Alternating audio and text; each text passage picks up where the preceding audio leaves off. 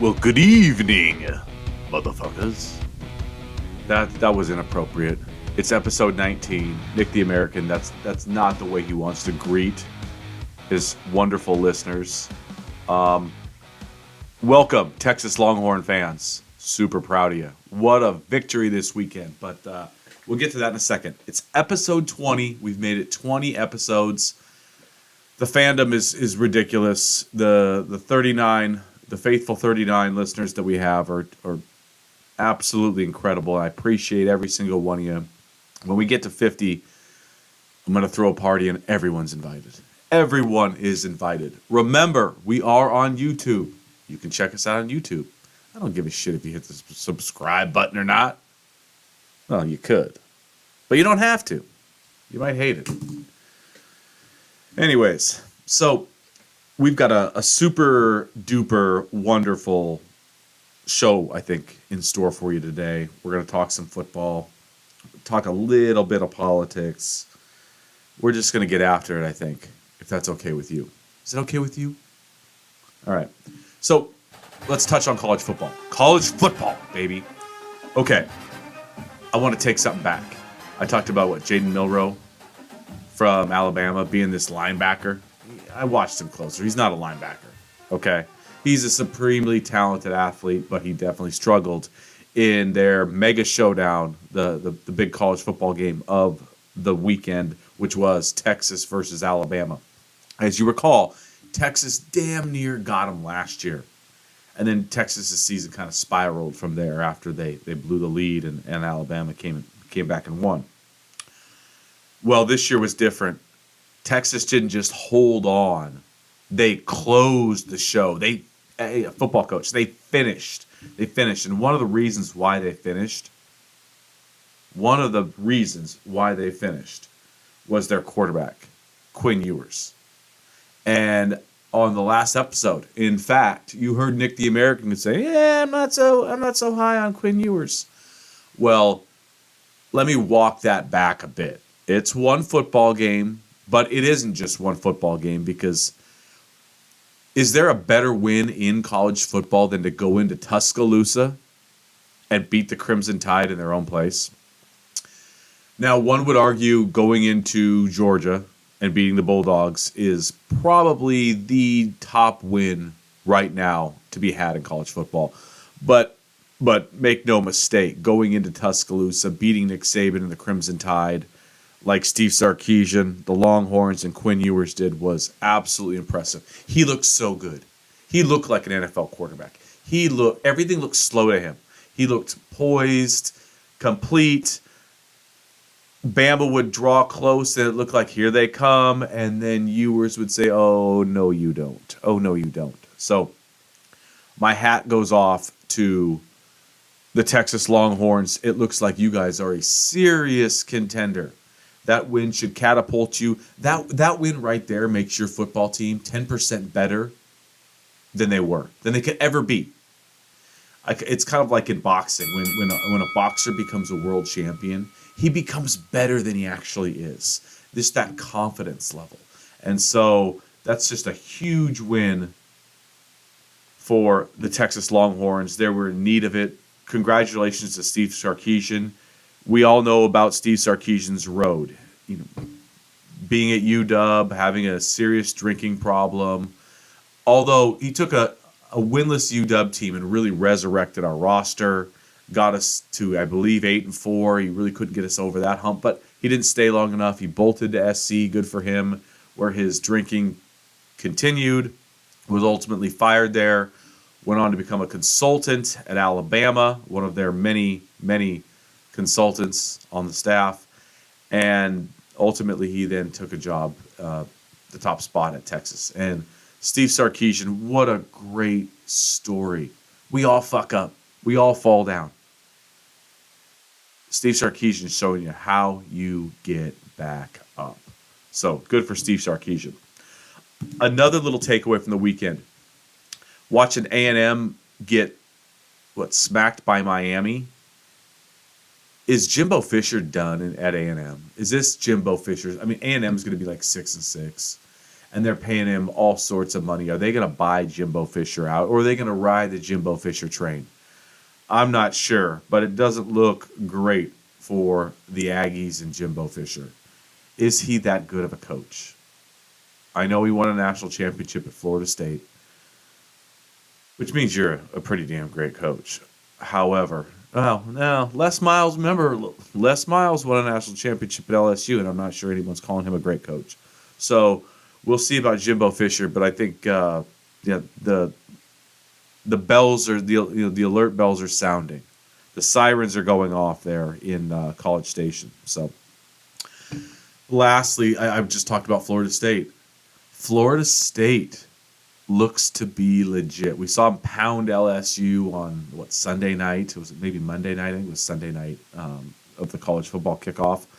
But Jordan Travis is a quarterback I don't believe I talked about last week, who looks really good. And there's a slew of quarterbacks I did not talk about last week that are really good. I told the quarterback position in college football, there is so much talent. I love it. You don't love it when your defense goes out there and you're like, oh shit, who are we facing? This kid can run, this kid can throw. Very, very talented. They have a coach at Florida State named Mike Norvell who looks like he's got the Seminoles back to being the Seminoles. So there we go. Milrose, no linebacker. He's definitely no linebacker, by the way, folks. Nick the American exaggerates sometimes, and when he catches himself doing that,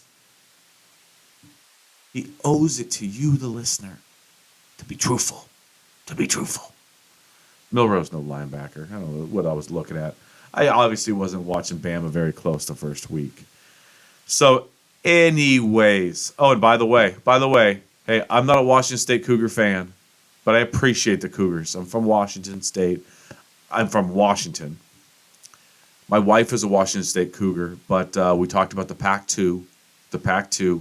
Both Washington State had a second consecutive year they beat Wisconsin, a ranked Wisconsin team. And then Oregon State keeps winning. These two belong somewhere. It's clear. The Oregon State football program is as good as it's ever been in terms of just its overall healthiness. It is a healthy program. The Cougars got a really good coach in Jake Dickert. And they got a really good quarterback in Cam Ward, who hopefully he can improve this season as the season goes along. Instead of he regressed, he looked great last year at the beginning, and then Cam Ward regressed. And keep in mind, Cam Ward is from Incarnate Word. He's like, what the fuck did you just say, Nick? Incarnate Word. That's a college. I believe that they play in the same division as Coach Prime's Jackson State. We know how Shedeur Sanders is doing. Cam Ward's doing damn good, too. Quarterbacks everywhere. Talent is everywhere. So, Oregon State, Washington State, they're headed for a showdown in a couple weeks, I believe. They're both going to be undefeated. They're both going to be in the top 20, maybe. And they're not good enough for anybody to even, take a look at them. So, come on. Somebody pick up the Cougs. Somebody pick up the Beavs. I mean, who doesn't like Beaver, right? I mean, come on. So, all right. Let's transition to the NFL for a second. Now, I told you guys, there's 5 million prognosticators on TV, on the fucking radio, everywhere. And so, you're not going to hear me just hardcore break down the NFL. But I'll touch on things. Number one on the list, the Denver Broncos, who managed to piss away another close football game against the Raiders. I believe that's 7 straight losses now to the Raiders. And by the way, we've lost 15 straight since Mahomes has been the quarterback of the Chiefs. It has been absolute hell to be a Bronco fan since we won the Super Bowl against Carolina back in 2015. Absolute nightmare. Our proud and storied franchise, it feels less proud and less storied every day. So, there was Wilson played really good in the first half. He looked as good as he'd looked. He never looked like that all last year. So, his completion percentage was super high. Threw way too many balls out into the high completion percentage, but out to the flat, and they resulted in jack shit. Just Second down and 9, second down and 10, second down and 11. But the key moment in the ball game was there's like 9-10 minutes left in the ball game. The Broncos have a first and goal at, I believe, the 6. They're up 13-10. If we score a touchdown and go up 10 points, the ESPN, predictor percentage probably goes to like 96%. Did we score a touchdown? No, we did not. Wilson, Peyton, we have to fucking score a touchdown in that situation. We kick a field goal, go up 16-10, and I am so done with friends of mine go, oh, the Bronco defense only gave up 17 all last year. Oh, the Bronco defense is really good, really good. The Bronco defense is good until it has to be. We were up 16-10. 4 plays later, we're down 17-16. Just Swiss cheese down the field. We didn't get a 3-and-out all game. The Denver Broncos cannot rush the passer. Getting Frank Clark? Oh, gosh. Nope. Randy Gregory? Nope. Jonathan Cooper? Nope. Nobody could get home. Baron Browning, we need you back. If we can't rush the passer, holy shit. So I give some of the secondary a bit of a pass. Surtain played good. Because we got no pressure on Jimmy G and the Raiders. So Wilson didn't look great in the second half. He wasn't awful. He completed his passes. He was without his 2 biggest weapons, Greg Dulcich, the speedy tight end who Wilson throws to a lot.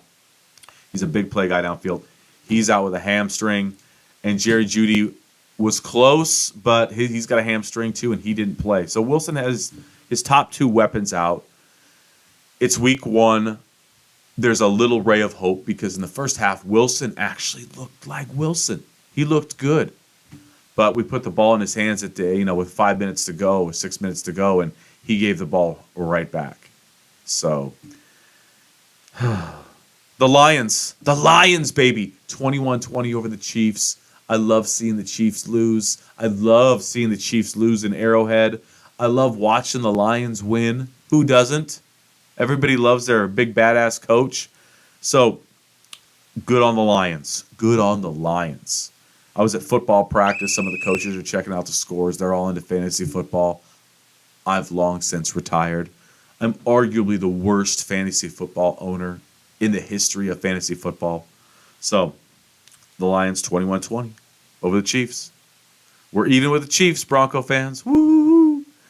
The Jets. Oh, my goodness. The Jets. Aaron Rodgers is out for the year. This nearly 40-year-old man's got to deal with an Achilles injury. We'll see where the hell it goes. But I should be really sympathetic for Jets fans, and I am, but I'm not.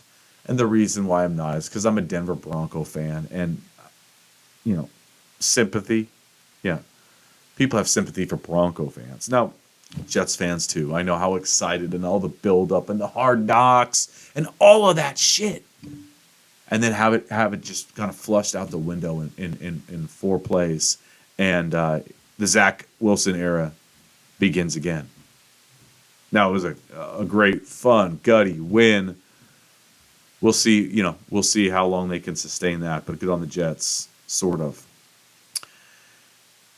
I didn't get to watch the Seahawks because the Broncos were on at the same time. And even though I'm born and raised in Seattle, Washington, I don't watch the Seahawks if the Denver Broncos are on. The Broncos are the priority. The Seahawks shit the bed, apparently. I kept flipping back between commercial break, and my goodness, was a 30-13 final. No one saw that one coming. But, Sean McVay can coach. He takes a year off, then fires him up, then things go shit, and then fires him up. So Matthew Stafford's healthy for now. They probably will get more healthy with Cooper Kupp, potentially.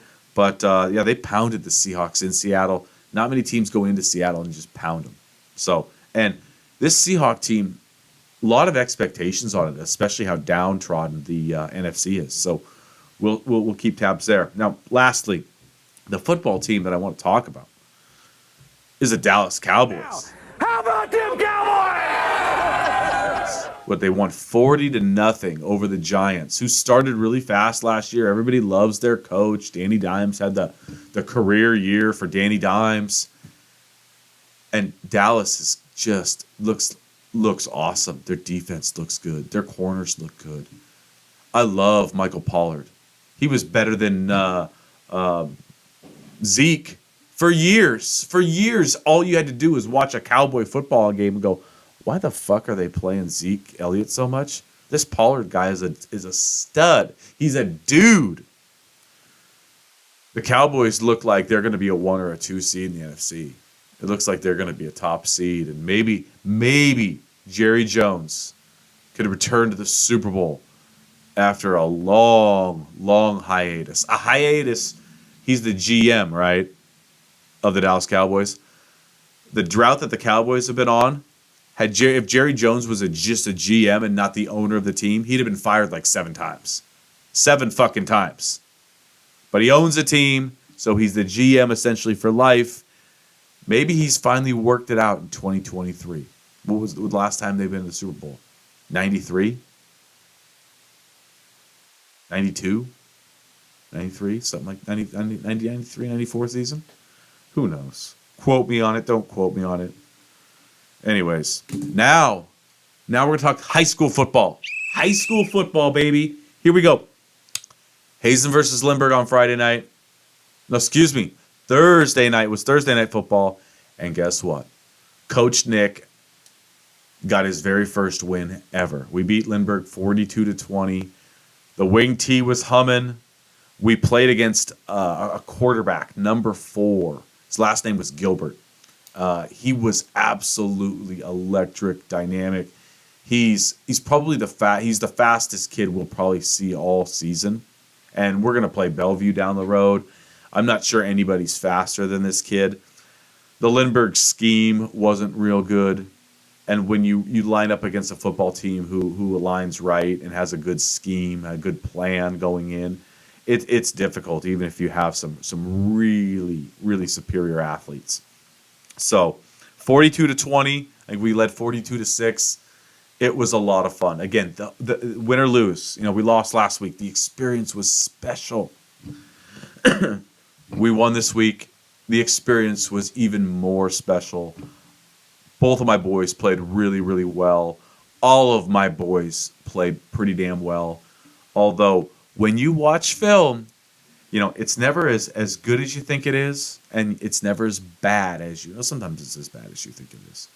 But the boys we watched film on Friday, and kids get graded out by position, and some of the grades aren't so great. Some of them aren't even they're in the D range, but we're on our way up. We're on our way up. We're on our way up.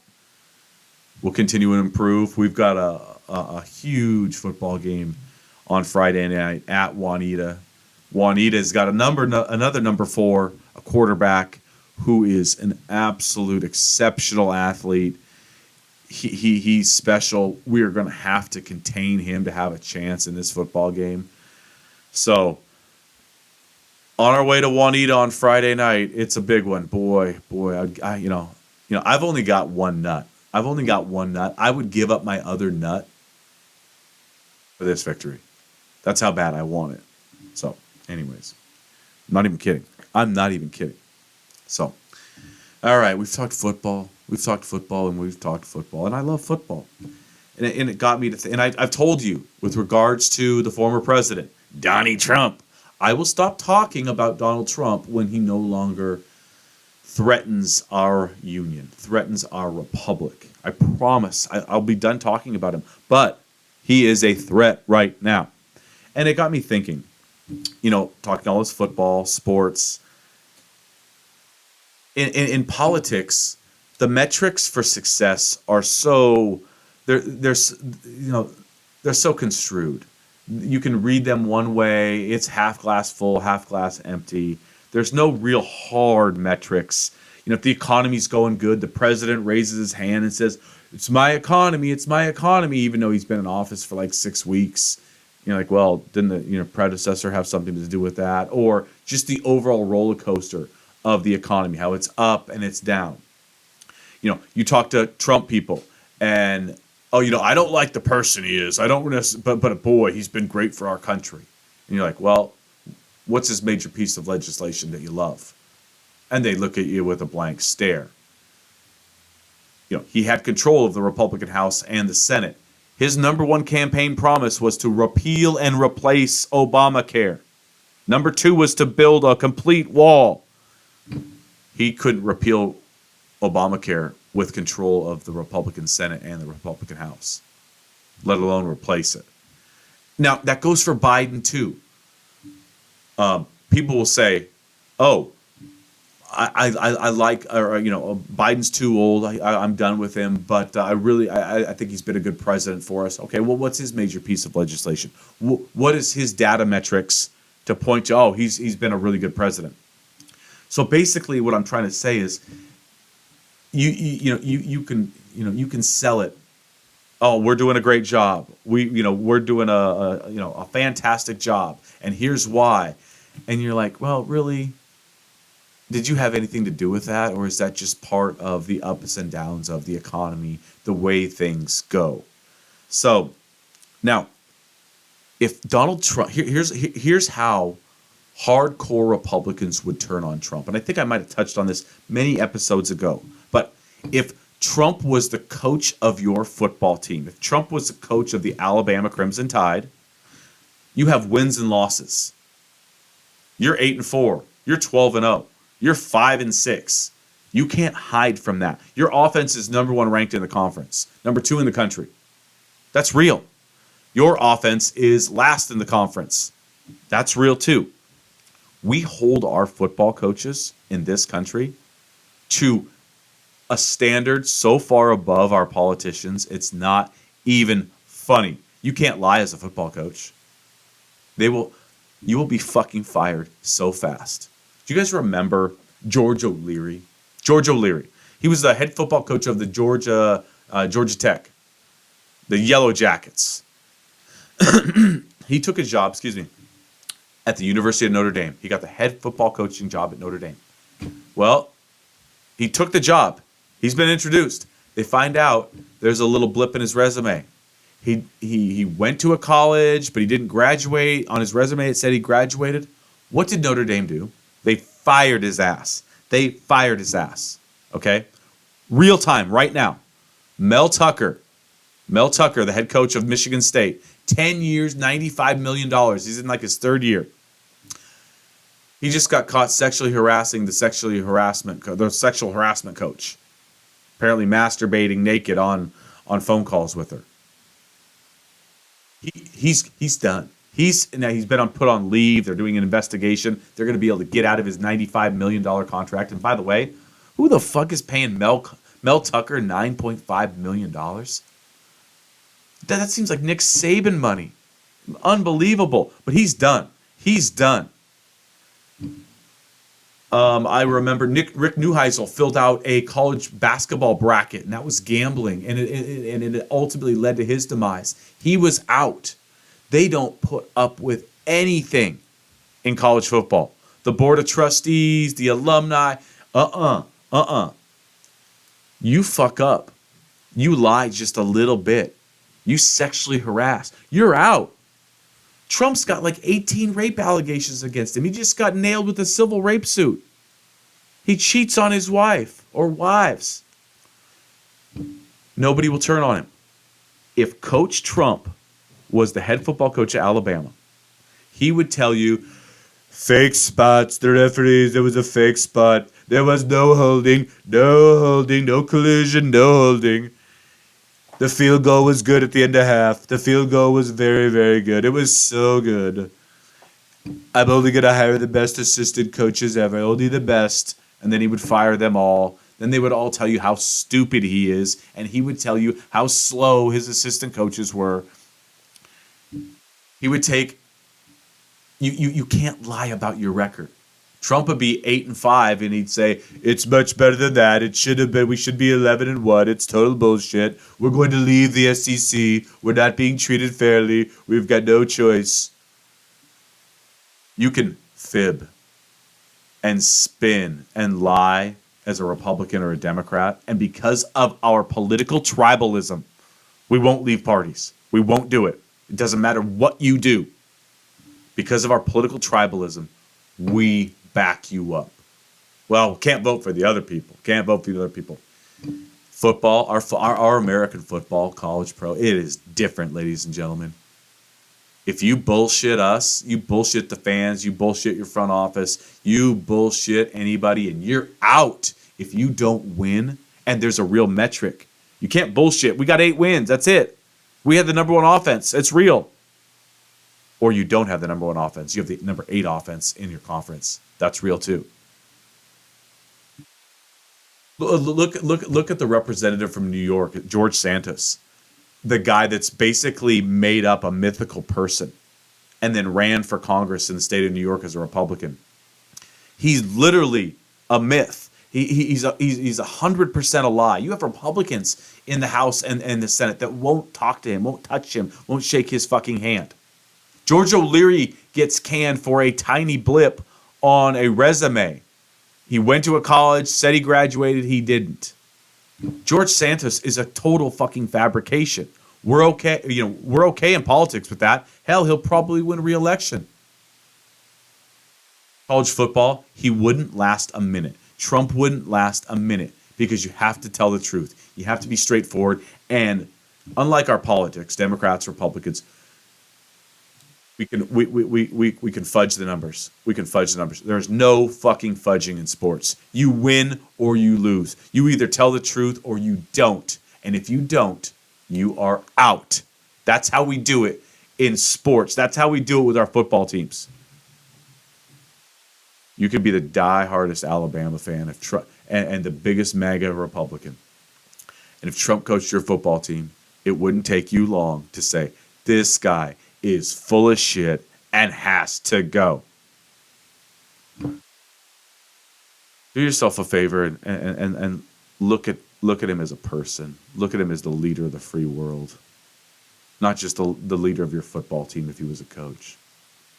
Coach Trump. My name is Coach Trump. Call me Coach Trump. Me and Coach Prime. All right. Moving on. There, I think we're done with politics for the day. You guys know Nick the American. I try not to be partisan. I really don't. No Trump. Zero fucking Trump. All right. Urban legend time. This has been a topic for a podcast for a long time, and it actually got brought up with multiple friends over the past week. And I think this is an urban legend.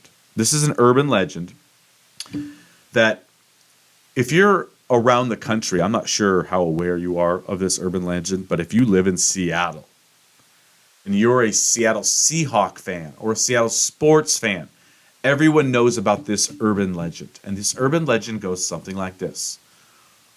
Back in 2012, 2013-ish, 2014, 2013, Russell Wilson was married to not Ciara, somebody else, his sweetheart from Wisconsin.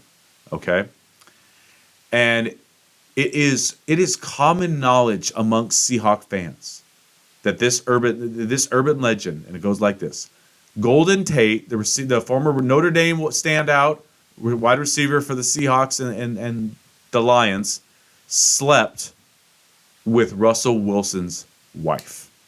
That was the reason for their divorce. That was the reason why Golden Tate didn't re-sign with the Seahawks and bolted for the Lions. And so if you ask 100 Seahawk fans, if you say Golden Tate, everybody laughs and smiles. And I'm not one for conspiracy theories. And it got me asking the question, where the fuck did this come from? Where did this come from? Why do so many people believe that Golden Tate fucked Russell Wilson's wife? I don't know. And so literally I Googled it this weekend, and come to find out, KJ Wright, former Seahawk linebacker, he has his own podcast. Not nearly as big as mine. Not nearly as big as, a hell of a lot bigger than mine. He has his own podcast. He had Golden Tate on to talk about this. Because this was like Voldemort. No one really would talk about it. If you're in the media, you're not bringing it up in the locker room. You probably get shunned. Okay? But On KJ Wright's podcast, he talked with Golden Tate about it, and Golden Tate talked about all the shit he's taken over the years over it. And he expressed his dissatisfaction with Russ, that Russ never came out and said anything. Like Russ was supposed to just come out and go, "Hey, Golden Tate's not fucking my wife." Just a weird situation. An urban legend. Did Golden Tate bang Russell Wilson's wife? Do I believe it? No. Should I be? And I'm not spreading disinformation. I'm just curious how this conspiracy theory came to life. And then the internet takes off with it. But I'm curious, if you're in the East Coast or the South or the Midwest, have you ever heard of this urban legend? Golden Tate banging Russell Wilson's wife. And there, a couple things that are interesting. Golden Tate should have been re-signed by the Seahawks. He was everything the Seahawks. He was mean, aggressive.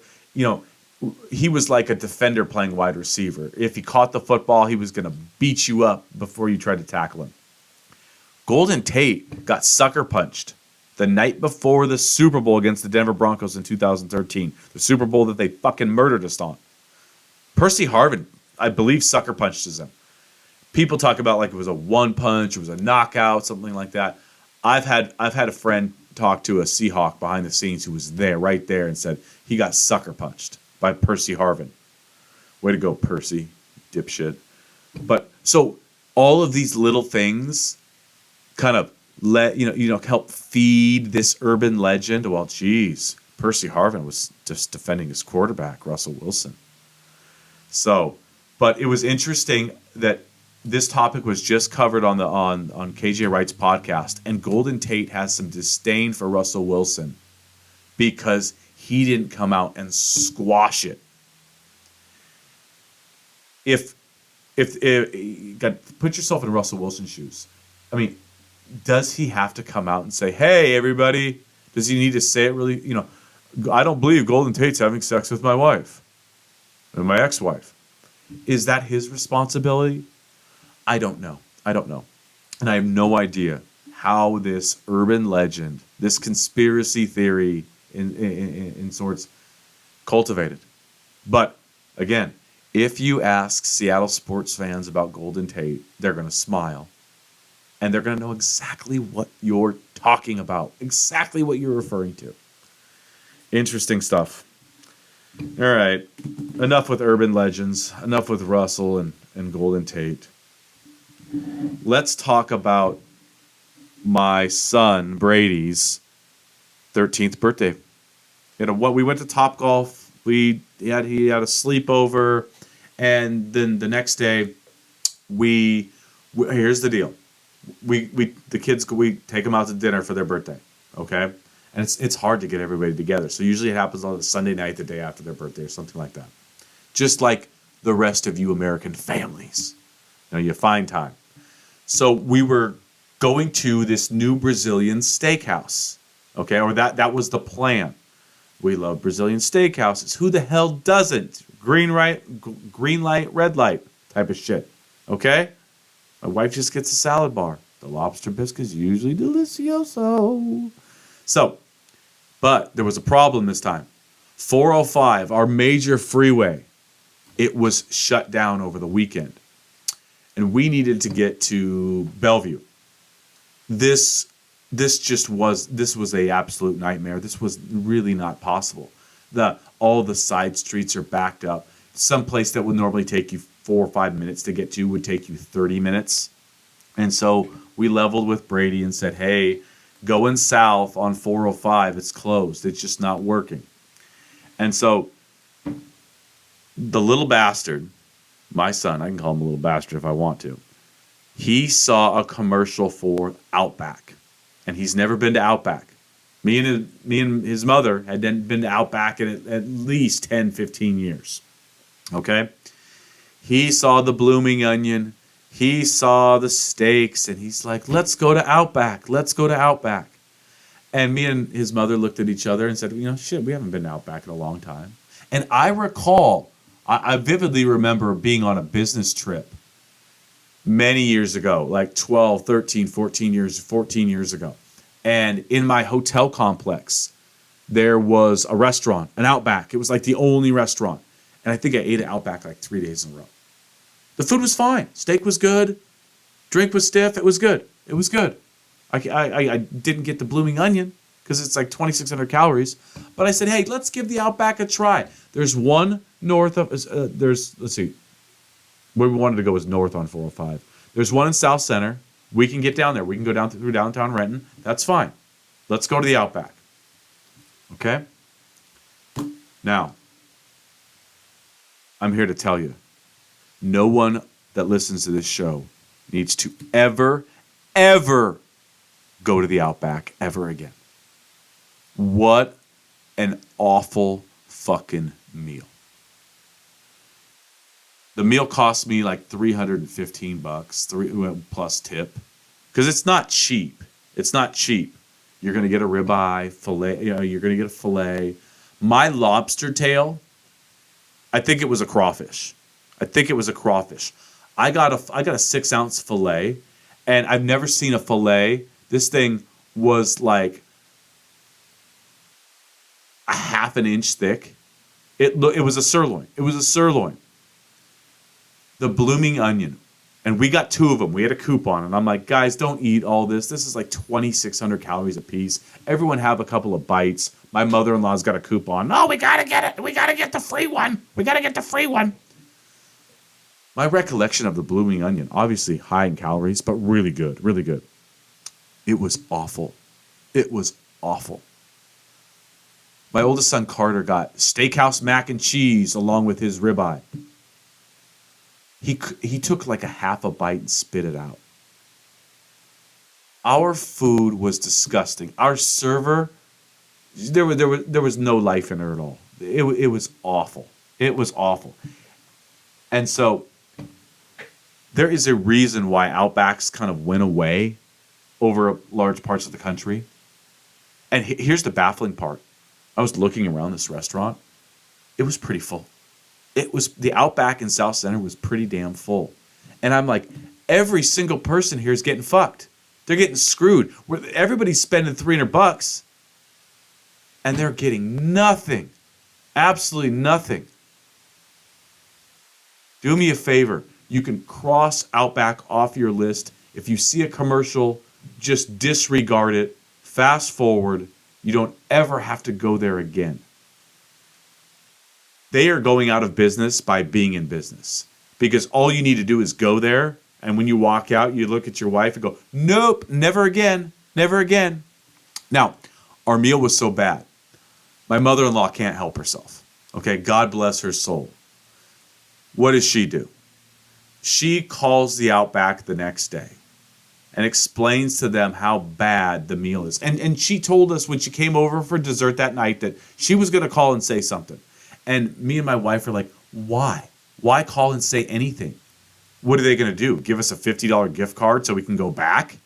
We're not going back. No, thanks. But she couldn't help herself, and so she called the manager and talked to the manager.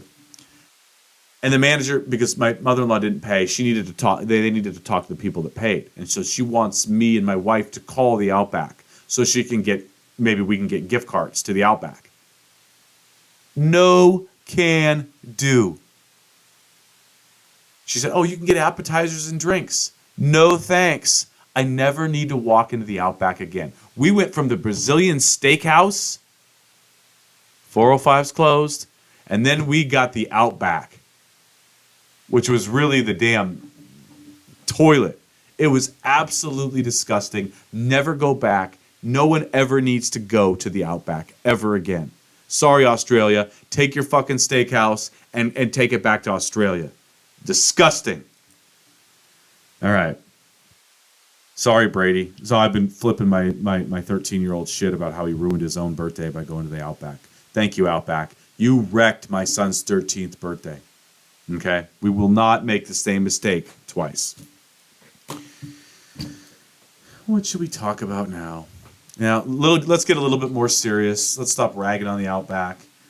You know, coaching sports as long as I have, just being involved, you know, on a little league board, being in the community, you see a lot of kids, and there are some really great kids. But what I want to do is talk about some awful kids. We have kids in our area that are constantly in trouble with the law. I'm telling you, we've got a house not far from us that is like a halfway house for shithead kids. It's 11 o'clock on a school day, and there's kids hanging out in front of this house. The parents are nowhere to be found. It's absolutely awful. And these kids aren't just committing petty crimes. They're not just breaking glass, loitering on the ground. They're stealing cars. They're racing up and down the freeway. They're busting out windows and setting cars on fire. There's guns involved. These kids are 13, 14, 15, 16. These are habitual offenders. And I've gone out and talked to police about some of these kids. Because you say these kids' names, and the police, oh yeah, we're well aware. They've got a rap sheet that is so fucking long. Now, some of these kids I know, they're going to kill someone. Either on the freeway when they're racing cars that they've just stolen, or they're going to kill somebody in a drug deal that's gone bad. They're going to kill someone. It's a guarantee. I've talked to the officers about it. They're like, yep, there's nothing we can do. I've talked to police. There's nothing we can do. They're juveniles, and they know this. They know this. And I just shake my head. I get to look at this house, and I see all these damn kids up to absolute no good. So they are going down the wrong path. And some of them need to be put in jail. I mean, locked up. Now, they're juveniles. They know the rules. That's not going to happen. And so it gets me thinking as I see some of these shitheads with these awful fucking do-nothing parents. What can be done about it? And, Nick the American's always got these brilliant ideas. And one of his brilliant ideas is, could the United States military, could we send these 13, 14, 15, 16-year-old habitual offenders away to the United States military? The United States military for kids? You're going away to a 2-year boot camp. We're going to make a man or a woman out of you. Guaranteed. You are not going to kill an innocent citizen in your community because you're a shithead. We're gonna stop this cycle right now. And I know there's places for teens. I was looking up one here. I'm looking at it. The Liahona Academy in Utah. I was looking at their daily schedule. It's for boys from 13 to 17 years old. And the daily schedule, I mean, they're basically up at 6 and they're doing stuff until 9, and then they repeat and rinse and repeat. How they keep these kids on site, I don't know. You're in rural Utah, so I don't know where the fuck you would go. But is there something the United States military could do? Can we grab these awful habitual offenders that are going to kill someone? They are going to be the worst kind of drain on society possible when they turn 18. The light bulb's not going to switch. Could the United States military grab these kids with parent consent? I'm sure the parents want to get rid of them. And can we throw them through a ridiculous boot camp and change the course of their lives? Because cops picking them up, letting them go, and second verse, same as the first, just rinse and repeat over and over and over again. And talking to these cops, their hands are in the air. There's nothing we can do. There's absolutely nothing we can do. Well, why don't we send them to the fucking military? That's what we should do. The United States military for teenagers, for troubled youth. There you go. If you don't shape up, hey, there's a 3 strikes policy before it happens. You've got to commit some serious crimes as a youth. But you let them know, hey, you're headed to boot camp, motherfucker. Because we've got some awful young kids in our community.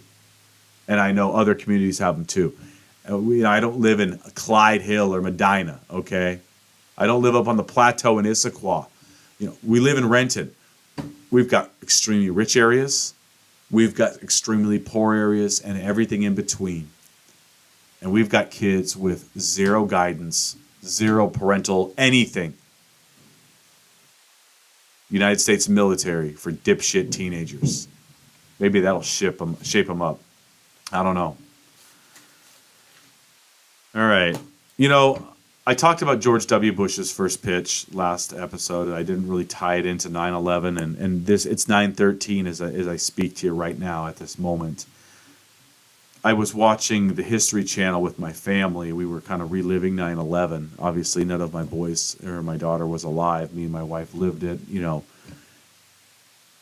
talk about a show. You're watching the History Channel and all these people's accounts. They've got their cameras rolling and video footage that hasn't been seen before, and you kind of relive that day. You tell the kids, hey, I was working for the city of Renton. I was home from college, and I was at Renton High School in an irrigation truck with my partner Dana Appel, and we were listening to the radio. We didn't have fancy cell phones. We were told the White House was hit, the Pentagon was hit. There was more to come. It was the scariest thing ever. And so watching my boys and my daughter watch this, and they were just captivated, like, oh my God, this happened in America. This happened in America. And I brought up during George W.'s first pitch last week, how united Yankee Stadium was and the country was after 9/11. We were one. George Bush became my president. He became the president of the United States, right? For sure, for everybody. Even though that was the case, it really was galvanized, during 9/11. He stood up. What a great leader he was during 9/11. We can argue about what he did post 9/11, but how united we were and how it takes some sort of catastrophic event to unite the country. But make no mistake, when tough times happen to America and to Americans, we step up, regardless of party affiliation. We step up and we band together and we get the job done. That's what we do. I wish I would have brought up a little bit more about 9/11 last episode. I'm doing it 2 days late. But tough times, America shows its mettle. Okay? Whether we agree or disagree with each other. Now, I don't mean to put a damper on 9/11, but my favorite Congresswoman, Machine Gun Taylor Greene, we talked about her calling for a national divorce. On 9/11, she tweets out that states should consider seceding from the Union because she doesn't like Biden's immigration policy. She disagrees with him, and so we should secede from the Union. And she says this on 9/11. Do you agree with her? Red states should become red states, blue states should become blue states. Isn't that what... You got to hate Abraham Lincoln if that's your stance. And he's widely regarded. Even Trump calls him, I'm the second best president of all time, possibly. Maybe first, but maybe Abraham is ahead of me. She's called for a national divorce on 9/11.